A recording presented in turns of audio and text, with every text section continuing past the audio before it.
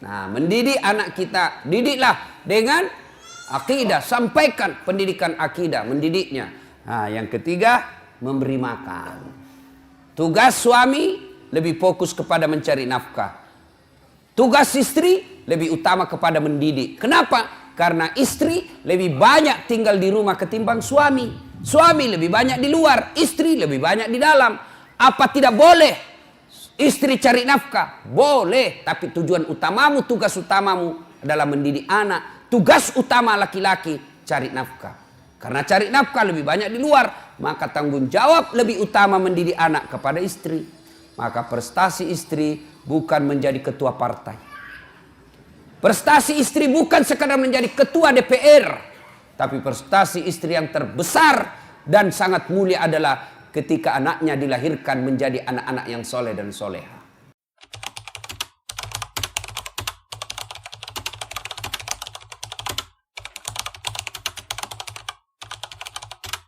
Assalamualaikum warahmatullahi wabarakatuh.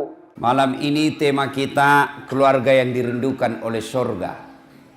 Ya, keluarga itu terdiri dari 3 unsur, minimal 2, umumnya 3. Apa itu? 1, suami, 2, istri, 3, anak. Ini satu keluarga.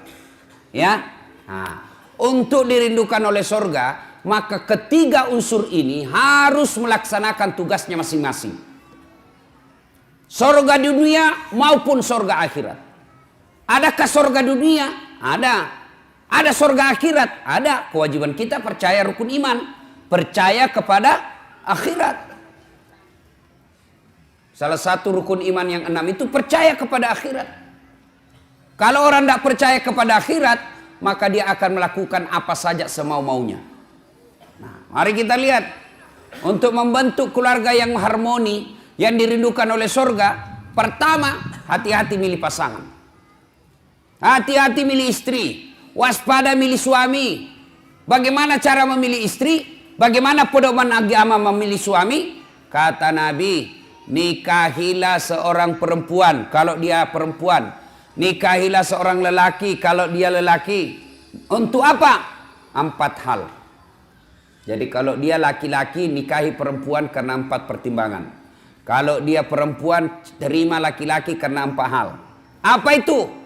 Pertama kata Nabi, nikahilah dia dengan melihat 1, kecantikannya. Penting milih perempuan cantik. Penting milih laki-laki gagah. Kenapa? Karena hampir 24 jam di depanmu. Baru pulang kantor, dia lagi. Mau tidur kita, dia lagi di depan kita. Mau sarapan, ada lagi dia.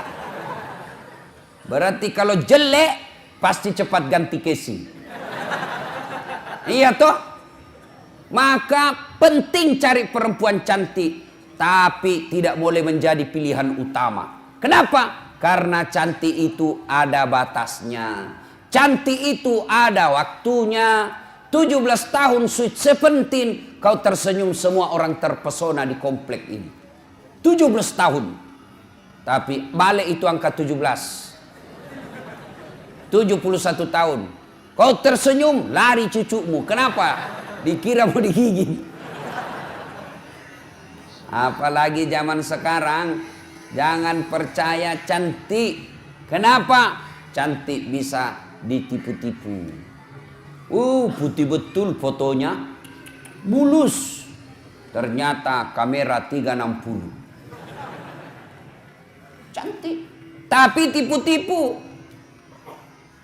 Hitam aslinya, ketemu aslinya. Putih di fotonya, ketemu aslinya hitam. Mukanya putih betul, hitam, lehernya hitam.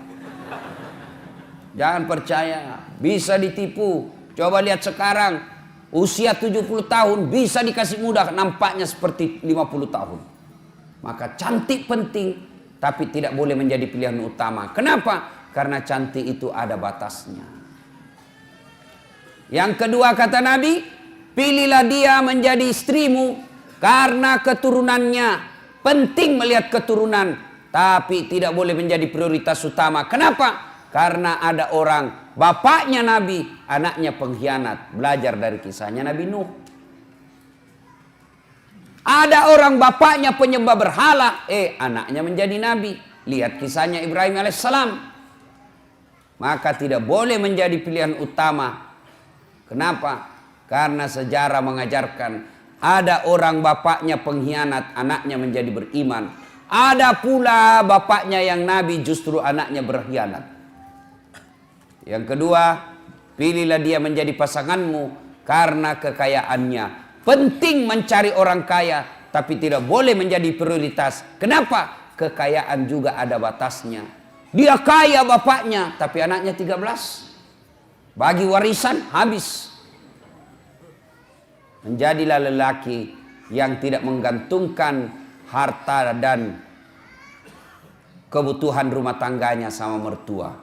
Ketika Anda terlalu menggantungkan kehidupan ekonomi dalam rumah tanggamu kepada mertua, maka kalian tidak akan independen, kalian tidak akan bebas, dan kalian akan selalu hidup di telunjuk jari mertuamu. Kau merdeka lah. Dan yang keempat kata Nabi, nikahilah dia karena apa? Karena agamanya. Lalu mahasiswa saya bertanya, Ustadz, kenapa agama nomor 4? Mestinya ke nomor 1. Betul, agama nomor 4. Tapi dia tidak titik di situ. Dia koma, lalu ditegaskan oleh Nabi, utamakan agamanya, karena dengan agama kau dapat keempat-empatnya. Untuk mendapat, dialah keturunan baik-baik, dia cantik, dia orang kaya, kemudian bagus agamanya. Kumpul empat-empatnya ini, 1000 perempuan belum tentu ada satu. Ada yang cantik mukanya, akhlaknya kesurupan. Ada lagi anak orang kaya, mukanya lagi hancur. Ada lagi keturunan baik-baik, miskin lagi. Untuk mendapat sempurna 4 sangat sulit. Kalau ada di Bengkalis ini, di komplek Duri ini, kalau ada ibu, tolong tunjukkan saya juga masih mau. Jatah kita kan 4 giga bos. Sayang kita dikasih 4 giga, kok cuma pakai 1 kuota weh. Sayang pak, mubasir 3 giga. Iya kan, 1 giga kabur gambar, hilang sinyal. Tiba-tiba haid, hilang lagi sinyalnya.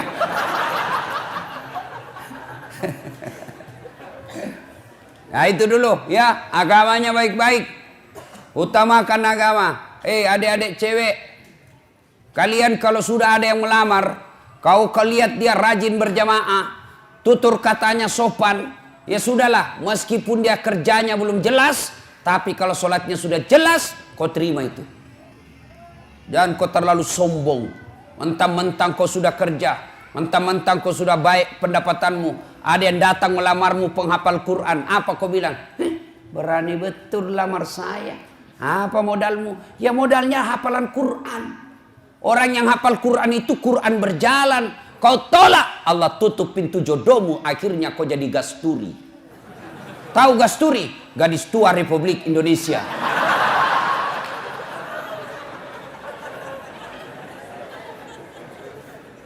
Bapak-bapak, nih bapak-bapak yang punya anak gadis. Jika kalian menemukan lelaki yang akhlaknya baik, agamanya baik, kau terlalu takabur dan sombong kalau kau menolak orang-orang yang baik agamanya. Rezeki Allah yang ngatur. Jangan kau jadikan bahwa orang nanti bahagia dalam rumah tangga kalau banyak duitnya. Kalau duit yang membuat orang bahagia, semestinya tidak ada orang kaya yang berantakan keluarganya. Kalau gara-gara duit orang bahagia, mestinya tidak ada orang kaya yang bercerai. Tapi buktinya berapa banyak orang kaya akhirnya berujung perceraian. Kenapa? Karena dia tidak temukan kebahagiaan dalam duit. Saya bilang sama istriku, tidak usah kau cemas soal duit. Duit tidak kau bawa mati. Ngapain kau cemas soal duit? Duit kau tidak bawa mati. Langsung dia bilang, membalik, langsung dia bilang, iya betul duit tidak dibawa mati. Tapi kalau tidak ada duit rasanya mau mati.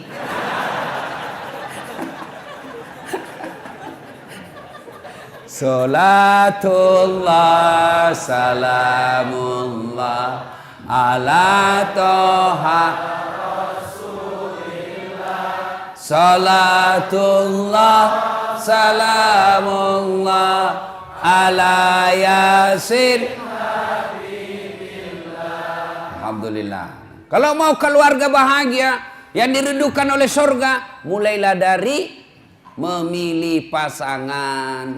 Keturunan baik-baik juga harus kita lihatnya, tapi tidak boleh menjadi prioritas dan menjadi ukuran yang mutlak. Tapi yang kata Nabi, utamakan agamanya.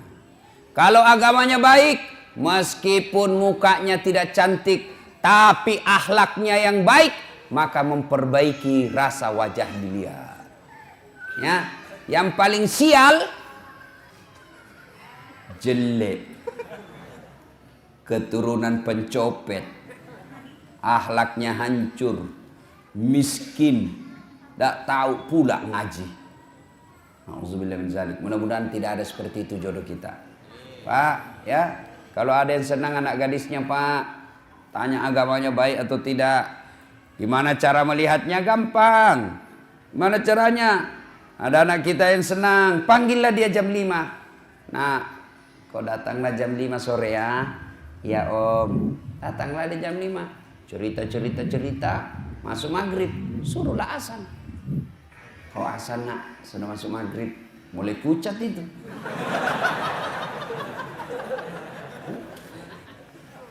Sudah azan, nah, suruh imam sholat. Nah, sekalian kau imam sholat maghrib. Sebentar lagi kau akan menjadi imam bagi anak saya. Saya kau mendengar. Gimana kau imam? Kalau dia sudah jadi imam baca Al-Fatihah masih lancar. Begitu surah pendek langsung dia ambil pilihan paling tepat. Qul huwallahu ahad. Sudah perlu mencurigakan itu, Pak. Tapi sayang, seribu sayang, manusia akhir zaman sekarang, kalau ada yang lamar anaknya, langsung dia tanya, di mana kerja? Ada mobilnya enggak? Sudah ada rumahnya? Tidak salah, tapi semua yang Bapak tanyakan itu tidak ada gunanya ketika agamanya tidak beres. Saya ini hampir tiap hari orang curhat. Berapa banyak perempuan yang disengsarakan. Kenapa? Karena suaminya kaya, cakep. Kaya, cakep inilah yang kadang-kala kurang ngajar. Kenapa? Karena dia pikir saya kaya, banyak duit, siapapun saya mau pasti dia mau sama saya. Karena dia anggap gampang. Maka bapak-bapak yang punya istri, yang punya suami, lalu punya anak, ada yang lamar anakmu, maka lihat agamanya. Agamanya dulu. Semoga dengan pertimbangan agama, ketika usia senja, anak-anakmu nanti insya Allah mengurusmu ketika kalian sudah tua. Tapi kalau agamanya tidak baik, meskipun penghasilnya banyak, rumahnya banyak, mobilnya mewah, kau datang ke rumahnya, dia lebih sayang sama potnya daripada kalian mertuanya. Pecah potnya marah, apa itu bapakmu? Sudah pensiun bikin jengkel saja kerjanya. Apa enaknya sudah gitu, Pak? Lebih hormat sama karpetnya yang harga puluhan juta, hanya karena kalian di situ tiba-tiba jatuh gigi palsumu. Marahlah dia. Nah, itu kalau dia terlalu kaya tapi tidak baik agamanya, lebih dihargai harta yang ada di rumahnya daripada kehadiran mertua dan orang tuanya. Tapi agamanya. Ya.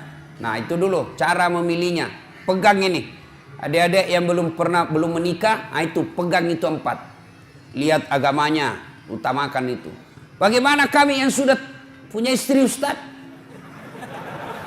Bapak boleh evaluasi ulang. Ya. Kalau berani. Ibu-ibu mau masuk surga, Ibu? Mau, Ibu? Bukan cuma mau surga, dirindukan oleh surga, Ibu.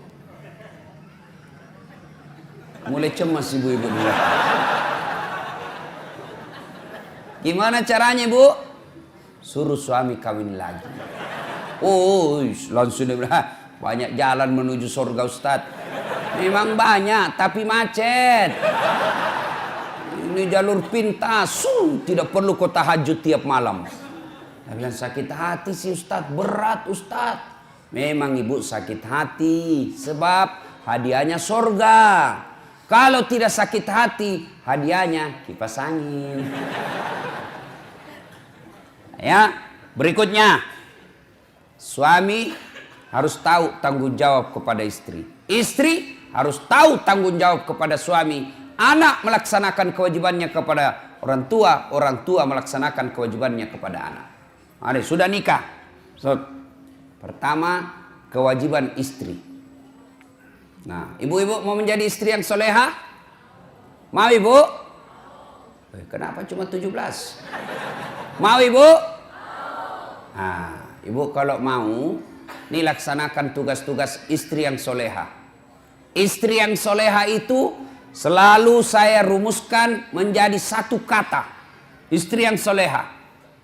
Satu kata. Apa itu? Rena. Apa itu Rena Ustadz? Singkatan dari R, E, N, A, H. Rena. Apa itu Rena Ustadz? Satu, ramah. Maka istri yang soleha bertutur kata yang sopan santun kepada suaminya. Bicaranya santun, ngomongnya sopan, maka itulah istri yang baik. Ibu, ketahuilah, tidak ada suami yang senang ketika dikasari sama istrinya. Meskipun istrinya lebih banyak penghasilannya, meskipun istrinya lebih tinggi pendidikannya, meskipun istrinya lebih tinggi status sosialnya, tapi suami merasa saya lakimu, saya suamimu, saya kepala rumah tanggamu, tolong hormati saya. Makanya kadangkala kalau laki-laki sudah marah, dia kadangkala bilang, saya tahu uangmu banyak. Saya tahu kau orang tua mau orang kaya. Saya tahu gajiku tidak seberapa. Tapi tolong hargai saya sebagai suamimu. Tuh laki-laki. Maka ibu kalau kau mau dapat kasih sayang suamimu, tolong hormati. Salah satu cara menghormatinya, jangan kau bicara kasar sama suamimu. Alangkah bahagianya seorang suami. Datang istrinya, datang suaminya cari nafkah. Disambut dengan kalimat dan sopan santun. Assalamualaikum kakandaku Arjuna. Waalaikumsalam adindaku Sri Kandiku. Bagaimana kabarmu bang selama hari ini? Capek deh, meskipun engkau capek, aku akan membuatmu bahagia di dalam. Silahkan masuk bang. Ini tidak, kita baru pulang muka cemberut. Baru datang suaminya langsung dituju. Dari mana kau terlambat lagi nih? Tadi saya telepon kau tidak mau. Dari mana kau? Bagaimana kita tidak cepat mati? Ya, Bu. Maka ketika kita mendapat istri yang sopan berbicara, itulah surganya dunia. Bapak senang enggak perempuan yang kasar? Mana ada mau Pak? Kan kita senang yang lembut-lembut bicara. Kita pas pulang tunduk-tunduk capek. Waduh capek betul. Hari ini keras sekali perjuangan di kantor. Maka istrinya membahagiakannya.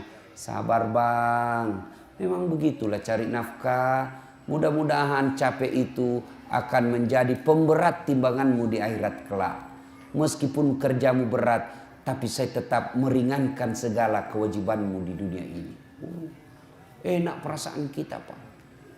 Baru kita datang capek di pasar rugi, di jalan macet, panas lagi. Baru kita datang dia bilang memang kau bego. Dagang kau rugi, bawa mobil tabrakan, enggak ada bego. Hancur kita punya harga diri, dibego-begoi sama istri. Iya kalau dia cantik, ini gendut.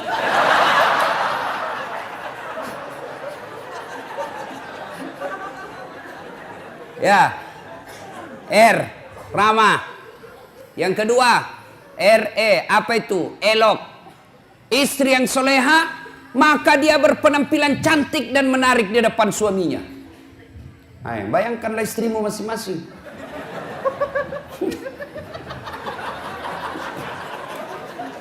Cantik dah kalau kau di rumah. Oh, saya lihat perempuan akhir zaman sekarang. Kalau dia mau pi pengantin, cantik memang, Pak. Wah, harumnya itu. Masih kita 2 meter sudah tercium. Walisnya di racing.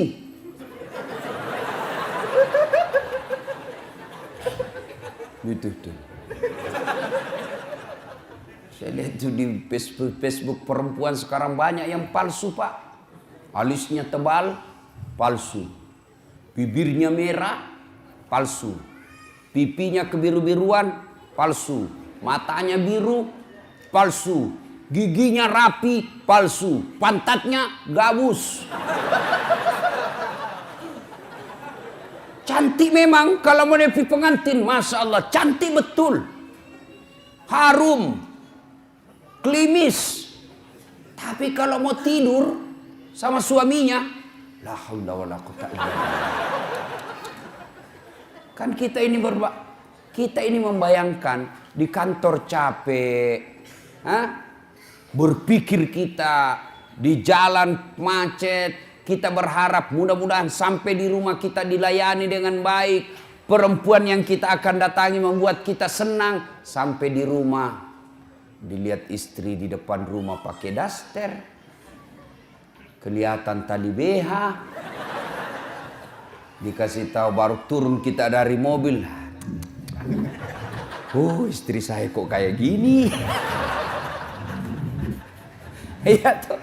Ditegur, kelihatan itu tali BH-mu, dilihat semua orang. Apa dia bilang? Jangan lihat BH-nya, Pung. Yang penting rasanya, bos. Ya, halo Bu. Bu. Ibu. Woi. Mau ndak dirindukan surga? Maka ketika kau tidur berpakaianlah yang cantik. Ayo Ibu, terpraktek sebentar. Mau tidur, kau seksi sebentar. Kalau perlu pakai baju renang.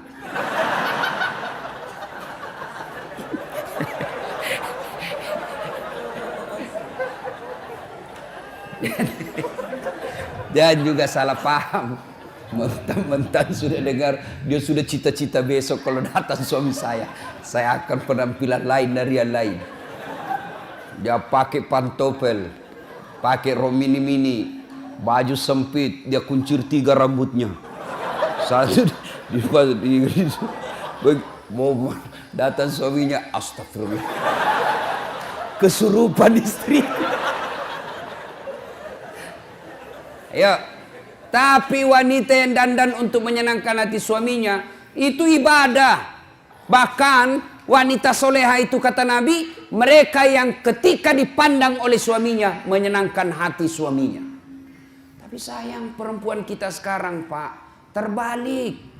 Dia mau tidur seadanya. Begitu dia mau keluar rumah, mau menyenangkan hati suaminya orang. Berdandan, pakai baju baru. Siapa yang cicilkan baju Ibu? Hah? Woi! Jangan ketawa, saya serius ini. Siapa yang cicilkan baju di rumah? Suami. Siapa yang belikan kalian baju? Suami. Lalu kenapa kalian ketika mau tidur kalian pakai seadanya? Ini wanita akhir zaman. Mau menyenangkan hati orang ketika mau pesta. Mau pergi arisan dia cantik. Mau pergi keluar cantik. Tapi giliran mau tidur sama suaminya, pakaian seadanya. Bukan begitu yang diajarkan oleh Nabi. Pakailah. Pakai parfum ketika mau tidur. Pakai sikat gigi. Nggak ada parfum, kau cari itu pengharum ruangan.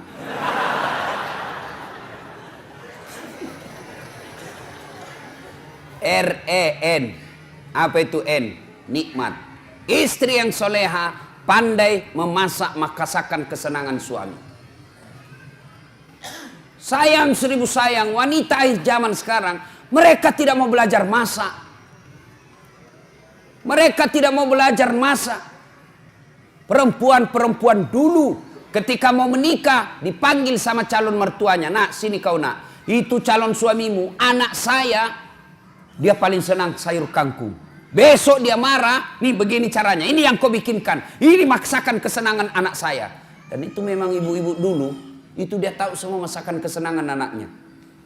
Ibu saya itu di kampung, dia bisa bedakan itu. Oh, kalau anak saya yang pertama itu ini dia senang. Itu anak saya yang ini dia senang ini. Dia tahu semua masakan kesenangan. Maka istri yang baik, maka dia tahu masakan kesenangan suaminya. Tidak bisa tiap hari, ya sudahlah sekali sebulan. Ketika kau sudah terima honornya suamimu, kau masaklah yang dia senang suamimu. Telepon suamimu, bang, jangan makan di luar. Saya masak spesial hari ini buat abangku sayang. Itu kan enak. Kita mau pulang tiba-tiba masuk WhatsApp. Bang, jangan makan di luar ya bang. Hari ini saya masak spesial buat abangku. Sebut aja mau makan apa hari ini. Tenangkan perasaan. Dan itu laki-laki bu. Kalau kau SMS begitu. Dia kasih lihat semua temannya di kantor. Hei, lihat istriku. Istri yang soleha. Iya kan Pak? Tapi apa Bapak pernah di WhatsApp seperti itu? Paling WhatsAppnya, jangan lupa singgah telur bang.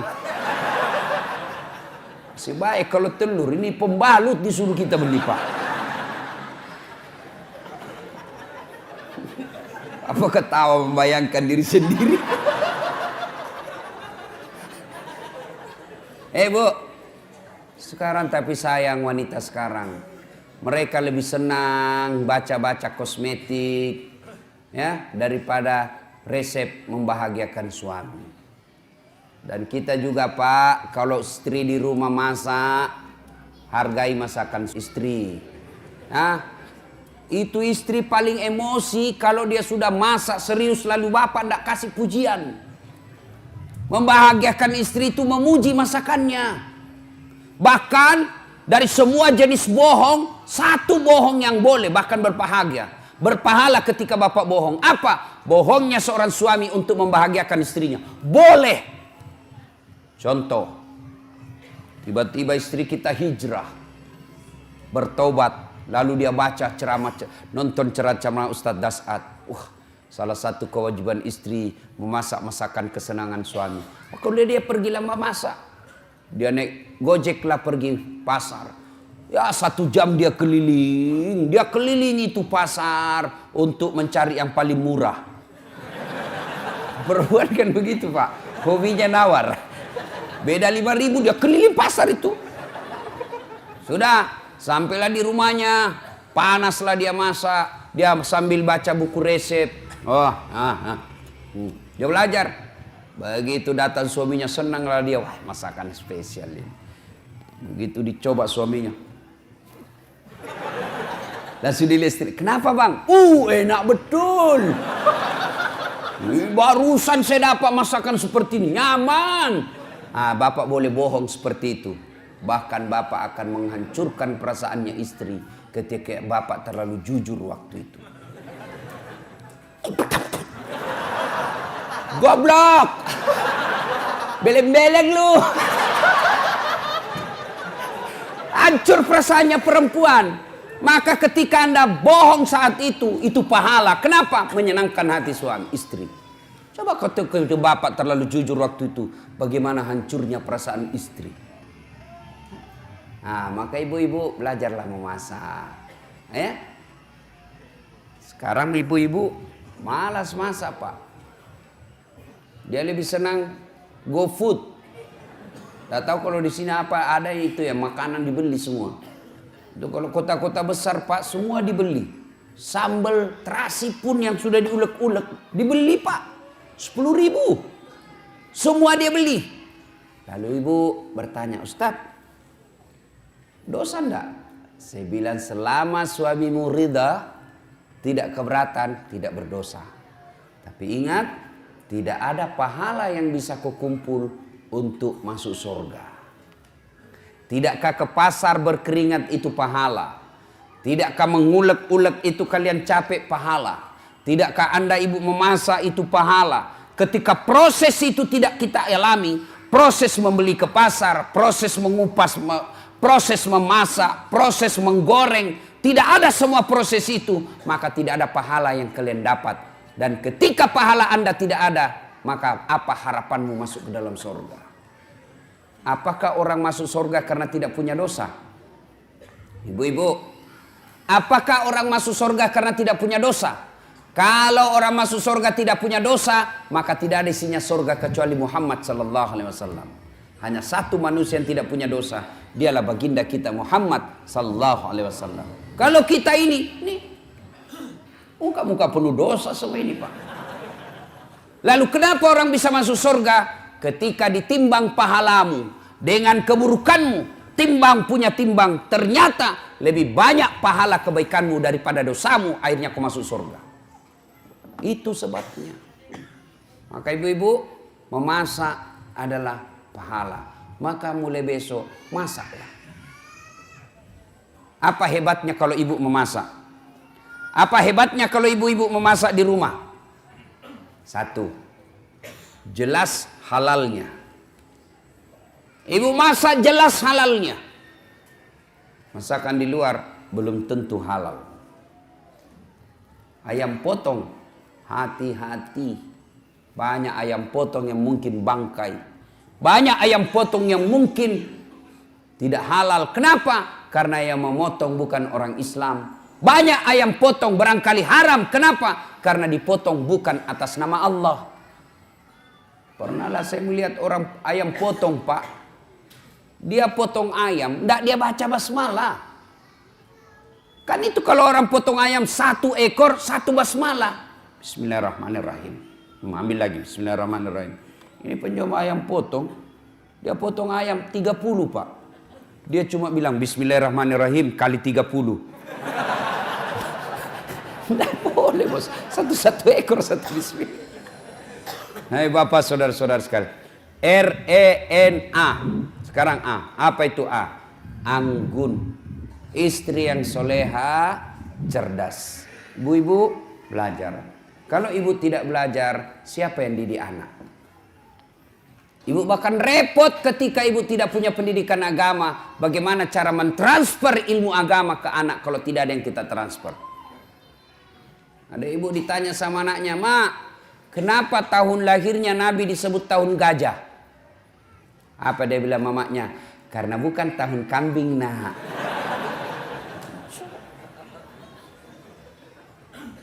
Ilmu ibu untuk mendidik anak.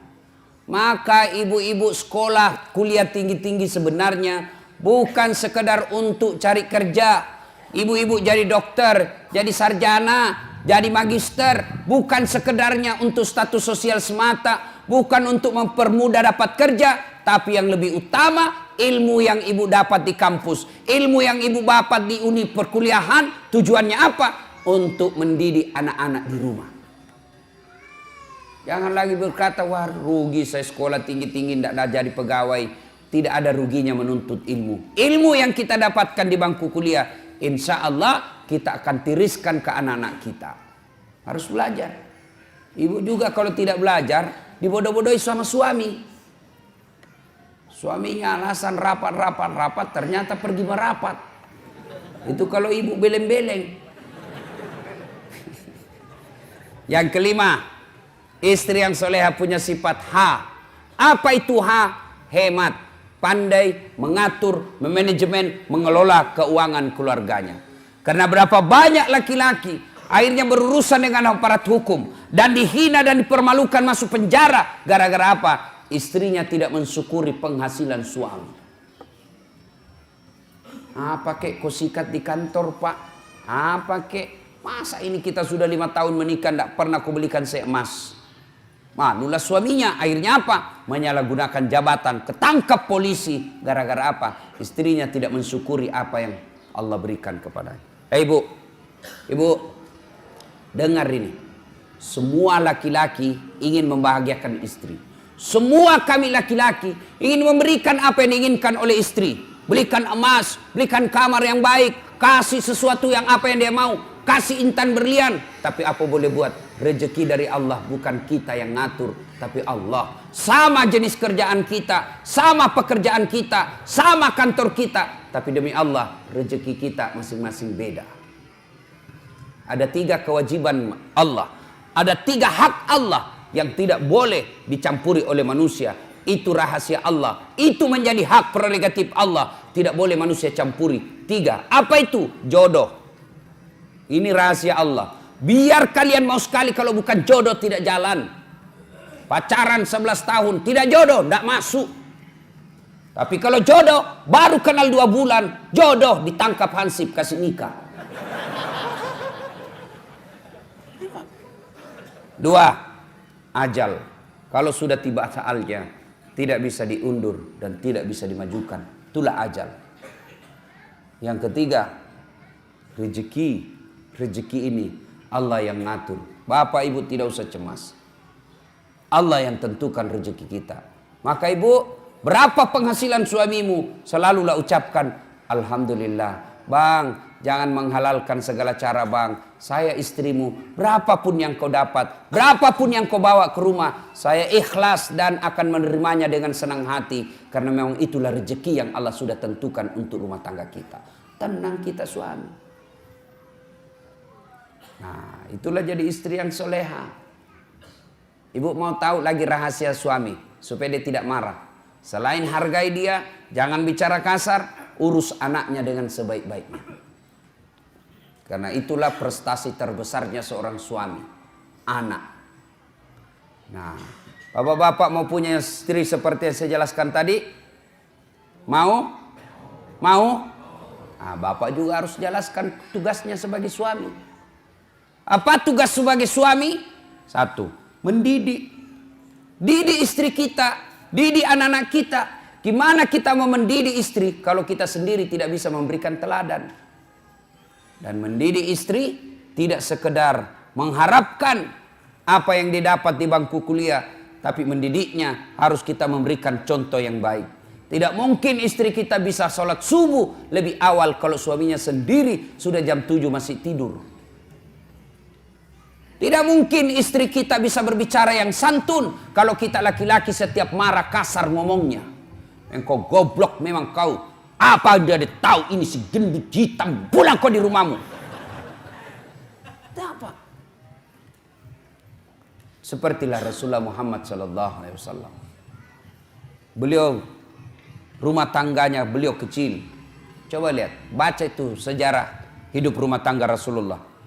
Rumah beliau dijelaskan oleh riwayat kalau beliau berdiri sholat jamaah, kepalanya Rasulullah tersentuh dengan plafonnya. Bayangkan, kecilnya itu rumah Rasulullah. Kalau beliau sujud berjamaah dengan Aisyah, kepalanya Aisyah mengenai kakinya Rasulullah Muhammad SAW. Begitu kecilnya rumahnya. Tapi beliau dalam keadaan rumah yang kecil itu, beliau mengatakan, Baiti jannati, rumahku laksana surga bagiku. Kenapa Rasulullah? 1, karena Rasulullah memberikan keteladanan.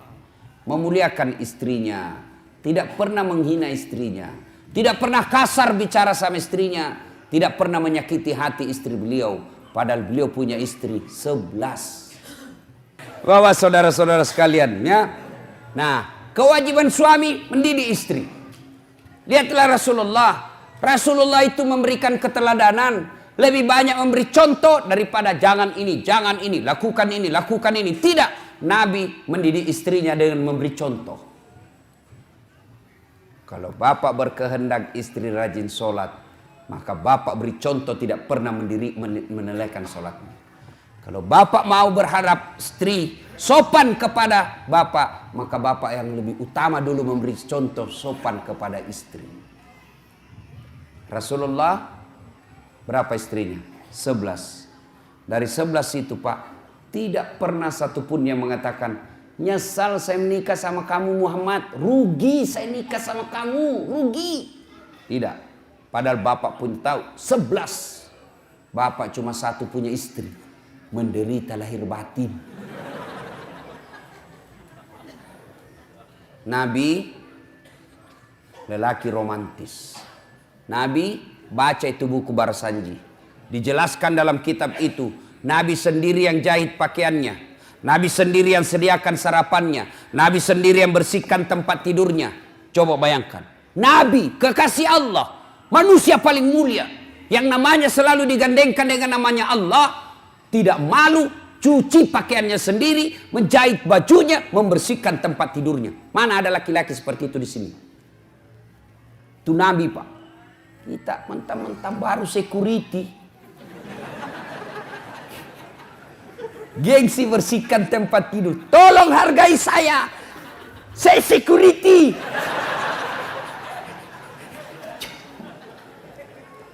Itulah Rasulullah. Tidak malu bersihkan tempat tidurnya. Coba. Mulai besok, Pak, memperbaiki diri rumah tangga kita. Berikan contoh yang teladan yang baik. Jangan pernah kasar bicara sama istri. Nabi romantis. Begitu romantisnya Nabi. Masya Allah. Minum. Beliau kalau minum, setiap minum begini. Coba saya kasih contoh ya. Oh, ini ada yang sudah terbuka. Misal Pak ya, beliau minum. Bismillahirrahmanirrahim. Dia kasih istrinya. Hebatnya lagi, bekas bibirnya istrinya yang diminum. Jadi beliau minum gini. Kasih lagi istri. Minum lagi setetuk, kasih lagi istri. Hebatnya bekas bibirnya istrinya. Coba kalau bapak minum bekas bibir istri. Kenapa bang? Bau betul mulutmu.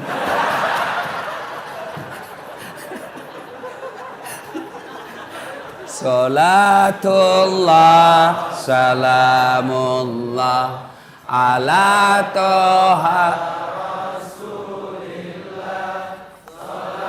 Salatullah, salamullah, ala yasin. Alhamdulillah. Berikutnya, sudah punya suami, punya istri, hamil, melahirkan anak. Kewajiban bersama antara orang tua kepada anaknya. Apa kewajibannya? 1, lahir anakmu, kasih nama yang baik. Nama yang baik nama artis? Bukan. Nama yang baik nama selebriti? Bukan. Nama yang baik, nama yang ada doa dan harapan kebaikan di dalamnya. Kasihlah nama-nama sahabat Nabi. Nah, saya kasih kau nama Khalid. Ini Khalid, salah satu sahabat Nabi yang menjadi panglima perangnya Umar bin Khattab, dibawa kepemimpinan komandonya Khalid bin Walid. Tidak pernah satu kali pun perang yang dia pimpin kalah. Inilah Khalid, saya mau kau nanti menjadi besar panglima orang Islam yang membela agamamu. Nih, saya mau kau seperti Khalid. Nah, lahir anaknya perempuan besar. Nah, saya kasih kau nama Sumayyah. Siapa Sumayyah, Pak? Nih Sumayyah, wanita, budak, pembantu zaman dulu. Tapi akidahnya kuat, tidak pernah mau menghina Islam, tidak pernah mau menyerah membela Islam. Sampai dibunuh oleh bajikannya hanya karena dia tidak mau mengatakan Muhammad pembohong. Dipaksa mengatakan Muhammad pembohong. Dia ludahi Abu Jahal mukanya. Pak! Abu Jahal, mukamu lebih hina daripada kotoran onta. Marah Abu Jahal, dia tikam Sumayyah, meninggal. Manusia pertama mati syahid bukan laki-laki. Sumayyah, saya mau seperti kau bela agamamu. Sumayyah. Jangan kasih nama artis. Apa artis? Iya kalau baik akhlaknya. Coba lihat artis-artis kita sebagian. Ramadan dia pakai kudung. Ramadan dia nangis-nangis, Pak. Selesai lebaran telanjang lagi pakaiannya. Mau anak-anak kita menjadi orang munafik seperti itu. Saya mau kasih kau nama siapa, nak? Lionel Messi. Supaya kau jago main bola. Apa jago main bola? Sampai sekarang saja PSSI selalu ribut. Kasih nama-nama baik-baik, Pak. Jangan lagi berkata apa arti sebuah nama. Bayangkan seandainya tidak ada nama semua di sini, Pak. Terutama kalau pilih caleg. Gimana memilih caleg kalau tidak ada namanya? Pilih saya, siapa? Anu. Pilih saya, siapa? Anu. Ini repot, Pak. Nama adalah simbol dalam ilmu komunikasi. Begitu Bapak dengar nama Dasat Latif, pasti apa yang ada di benak Bapak? Oh, Ustaz Beleng-Beleng. Itu simbol. Simbol. Nama dalam Islam nama adalah doa, nama adalah identitas. Coba. Saya kasih kau nama nak Mutmainnah. Apa artinya mutmainnah? Jiwa yang tenang. Maka setiap orang memanggilnya Mutmainnah, wahai kau jiwa yang tenang. Orang doakan. Kalian juga ini untuk seingat. Kalian yang punya nama Muhammad, jangan kau hina itu nama. Kalian yang punya nama Muhammad tapi sifatmu menghina Muhammad, kalian akan tanggung jawab nanti di akhirat. Marah itu yang menyandang nama Nabi.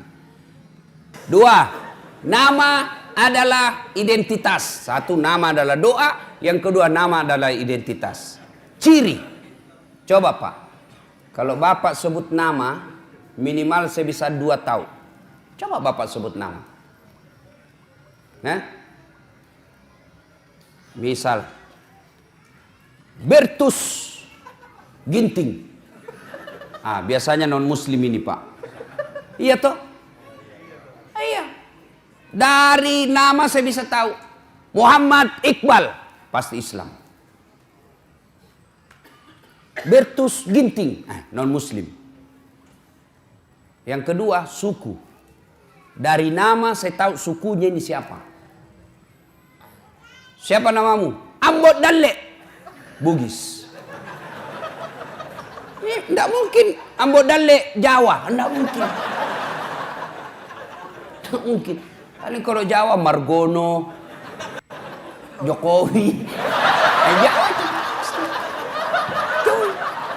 Susilo Bambang Yudhoyono, Jawa Pak. Kalau Ambot Dalle Bugis, tidak mungkin. Siapa namamu? Ambot Dalle. Suku Klaten. Tidak mungkin Pak. Ya, kasih nama yang baik. Lahir anak, kasih nama yang baik. Yang kedua, kewajiban orang tua mendidiknya. Didik anak. Bagaimana cara mendidik anak? Silakan baca buku-buku riset. Tapi Bapak keliru dan sesat ketika Bapak mendidik anak meninggalkan Al-Quran.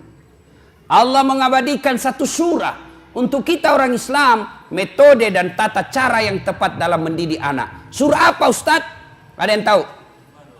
Ada yang tahu? Coba, saya kasih hadiah. Ayo, angkat tangan. Siapa yang tahu? Saya kasih hadiah. Siapa? Ayo, mana? Mana? Ya. Anak muda. Siapa? Surah apa? Angkat tangan, sebut, naik ke sini. Bapak Pak. Surah, ayat. Karena Bapak lupa ayatnya cuma 50, Bapak hadiah. Hadiah. Siapa yang tahu surah apa? Kan sudah ditahu surah Luqman. Ayat berapa? Ayo Bapak. Ayat 12 sampai? Pokoknya ayat 12 sampai dan seterusnya. Ini hadiahnya Pak. Coba Pak. Lain-lain itu rasanya uang Ustadz Pak. Ya, tapi ada anak muda yang bisa? Ya, ada. Surah berapa? Luqman ayat 12 sampai? Kau bukalah. Supaya Bapak berhenti penasaran, buka nanti. Mulai dari surah Luqman ayat 12 dan seterusnya. Bagaimana Al-Quran mendidik anak? Di situ, ya bunayya la tusrik billah. Wahai anakku, jangan kau menserikatkan Allah. Itu dulu ajarkan anak-anak kita. Bagaimana cara mendidik anak yang masih kecil, usia 2 tahun, 3 tahun. Bagaimana cara mendidik anak? Biasanya anak-anak kita senang dengan lagu, maka perkenalkan agama tauhid dengan lagu-lagu. Dengan lagu apa? Lagunya Umi Rama. Katakan Tuhan itu satu. Itu lagunya Umi Rama. Kasih lagu-lagu yang Islami. Topi saya bundar, bundar topi saya. Kalau tidak bundar, bukan topi saya. Ya pastilah karena kepala kita bundar. Gantilah itu lagu. Tuhan saya Allah, Allah Tuhan saya. Kalau bukan Allah, bukan Tuhan saya. Itu akidah. Banyak Tuhan. Ada Tuhan Siddhartha Gautama, ada Tuhan San Buddha, ada Tuhan Yesus Kristus. Tapi kita orang Islam, Tuhan kita Allah. Tuhan yang saya sebut tadi bukan Tuhan orang Islam. Tuhan kita Allah. Siapa itu Allah? Pencipta alam semesta. Jelas. Ibu-ibu dulu kan bagus-bagus lagunya mendidik anak. Masuk bulan Maulid seperti ini, dia lagu-lagu Maulid. Pada zaman dahulu kala, pada zaman jahiliyah, lahirlah seorang Rasul yang terakhir dan mulia. Anaknya bertanya, siapa ya mak? Nabi terakhir mak. Dan lanjut laginya, Nabi Muhammad namanya. Terus siapa nama ibunya mak? Siti Aminah ibunya. Bapaknya siapa mak? Abdullah nama ayahnya. Di mana tinggal? Di Dumai atau Bangkalis? Madinah tempat tinggalnya. Oh gitu ya mak. Terus gimana lagi dong mak? Setelah dewasa diangkat menjadi rasul. Siapa yang angkat mak? Vice President atau security? Oleh Allah yang kuasa. Allah itu siapa mak? Pencipta alam semesta. Itu dulu tuh ibu-ibu dulu. Masuk lagi bulan Rajab, bulan Isra Mi'raj, lagu lagi.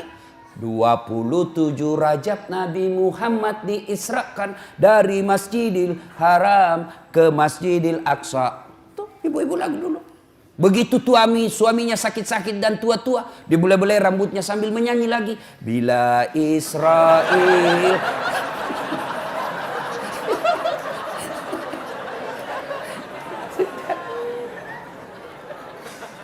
Saya zaman kecil kan lagu-lagunya Umi Rahma saya hafal-hafal Pak. Ebit GAD. Mungkin Tuhan mulai bosan melihat tingkah kita yang selalu salah dan bangga dengan dosa-dosa. Bangga dengan dosa-dosa. Coba. Itu lagu-lagu dulu. Dari pintu ke pintu. Pengamen. Lagu-lagu dulu Pak. Lagunya Umi Rahma kita hafal-hafal Pak. Mengapa minuman itu haram? Karena merusak kepikiran. Itu lagu-lagu dulu Pak. Sekarang lagunya anak-anak. Pulang-pulangku berbadan dua.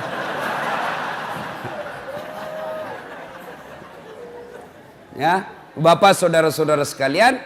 Nah, mendidik anak kita, didiklah dengan akidah, sampaikan pendidikan akidah, mendidiknya. Nah, yang ketiga, memberi makan. Tugas suami lebih fokus kepada mencari nafkah. Tugas istri lebih utama kepada mendidik. Kenapa? Karena istri lebih banyak tinggal di rumah ketimbang suami. Suami lebih banyak di luar, istri lebih banyak di dalam. Apa tidak boleh istri cari nafkah? Boleh, tapi tujuan utamamu, tugas utamamu adalah mendidik anak. Tugas utama laki-laki cari nafkah. Karena cari nafkah lebih banyak di luar, maka tanggung jawab lebih utama mendidik anak kepada istri. Maka prestasi istri bukan menjadi ketua partai.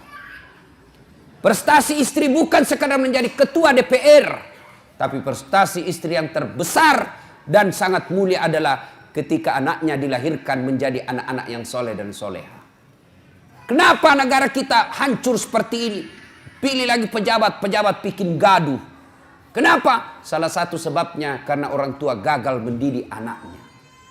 Coba kalau orang tua semua berhasil mendidik anaknya, maka dia akan mendapat anak-anak yang soleh dan soleha, anak yang taat beragama, akhirnya jadi pejabat yang taat beragama. Ibu bapak saudara-saudara sekalian yang saya hormati, memiliki keluarga yang dirindukan oleh surga tentu harus berpedoman kepada Al-Quran. Maka tidak boleh menyandarkan rumah tangga semata-mata karena dunia semata.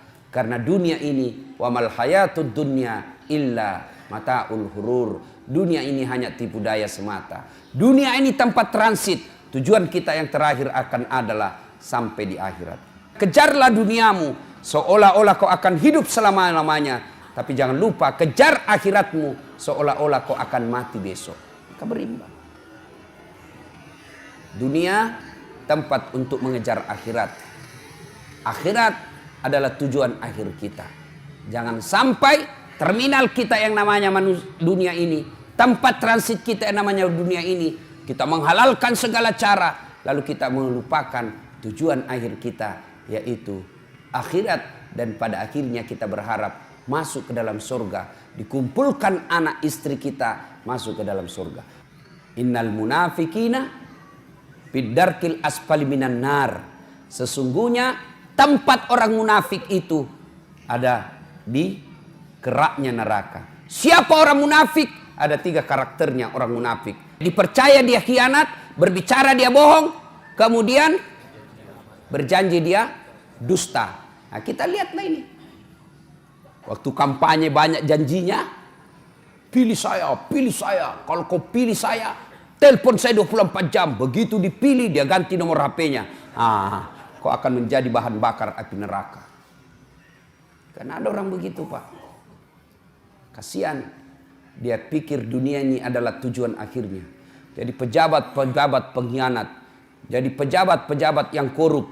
Maka nanti di akhirat kalian akan setengah mati menghadapi azab.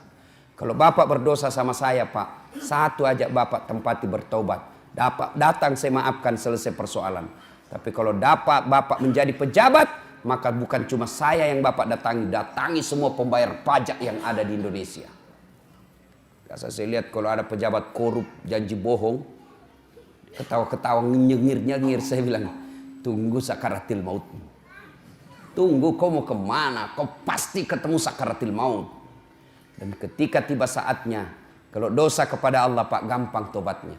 Saya kalau lihat pejabat yang nakal, bajingan, mengkhianat, saya bilang, kau bikinlah yang kau mau bikin. Kan Jibril kan pernah bernasihat sama Nabi, Muhammad, lakukan apa yang kau mau lakukan, tapi ingat pasti kau mati. Mau kemana? Nggak, saya lihat itu pejabat, bikin saja, kau kemana, pasti kau mati. Itu aja harapan kita, Pak, didoakan dia cepat mati. Tidak usah kita ribut-ribut. Kau mau kemana, Pak? Bapak dosa sama saya. Dosa kepada Allah gampang. Andai saja boleh kau memilih dosa. Dosa kepada Allah dengan dosa kepada tetanggamu. Dosa kepada rakyatmu. Lebih kau dosa kepada Allah. Kenapa? Dosa kepada Allah gampang tobatnya. Dosa kepada manusia susah tobatnya. Dosa kepada Allah. Menyesal, mengakui, tidak ulang. Ganti dengan kebaikan. Selesai urusannya. Tapi kalau sama manusia, Bapak harus datang minta maaf sama yang Bapak pernah sakiti. Jadi bupati-bupati pengkhianat, seandainya dilihat itu, Pak, tanggung jawabnya sebagai pemimpin, tidak ada orang mau ikut pilkada, Pak. Susahnya jadi pemimpin, Pak. Di satu kabupaten ada yang menjual khamar dan orang pejabat tahu, maka semua dosa-dosa di situ dia tanggung itu pejabat. Kalau dosa kepada Allah gampang. Tapi kalau dosa kepada manusia, Bapak harus datang kepada seluruh rakyat minta maaf. Bukan cuma itu, kalau berkaitan dengan uang negara yang kau salah gunakan, kembalikan itu uang. Selama uang hasil jarahan itu kau ambil, selama itu tobatmu tidak diterima Allah. Dan pada saatnya nanti tiba, kita diadili, disuruh pikul itu mereka yang pernah mencuri uang negara. Misalnya pernah korupsi 2 miliar, disuruh pikul itu, Pak, 2 miliar. Kita lewat, ternyata rumahnya mewah hasil rampok. 2 miliar, dia bilang anak mahasiswaku, sedikit itu 2 miliar Ustaz, dikantongi aja kalau dolar Singapura. Saya aku bayangkan dolar Singapura, memang aku bisa kantongi 2 miliar dolar Singapura, tapi uang koin. Tangis itu uang koin 2 miliar, berapa karung kau pikul cilaka.